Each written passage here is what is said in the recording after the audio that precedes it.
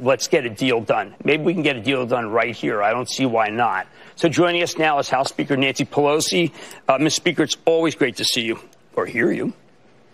Good morning, Jim. Thank you for the opportunity to have a conversation at this very, very serious time. Appreciate all the comments I've heard on your show this morning about the seriousness of it and the urgency to get something done.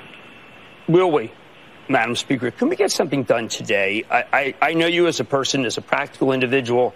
I know that Secretary Mnuchin is a practical individual. I believe that Senator McConnell can help.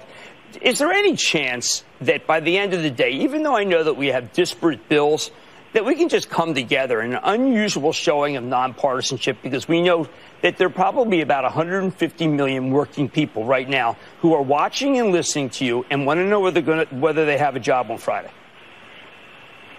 I'm glad you have such a large audience. I think there is real optimism that we could get something done in the next few hours. The Senate bill, the Senate Democrats have done a great job of taking the bill from a place was trickled down for workers. It was about corporate America. We're about the workers. Because this is where the economy thrives, where people have confidence in having an income, having a paycheck, and then willing to spend. As in a consumer economy, we believe that this is not only good for the workers, the right thing for the country, but also good for the economy.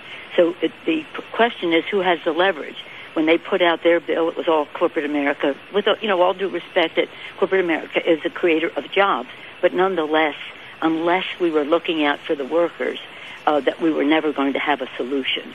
And that if there was money given to large entities, that they would not have buybacks, bonuses, dividends, CEO pay, that kind of thing. But putting that aside, even that the workers' rights would be respected within that use of that money. We've made big progress in that regard. In terms of the oversight of the slush fund, the $500 billion for the secretary, I'm very happy that it appears the Senate is taking the House language of oversight, which was we had the language in common that we would have an inspector general strictly to have oversight over that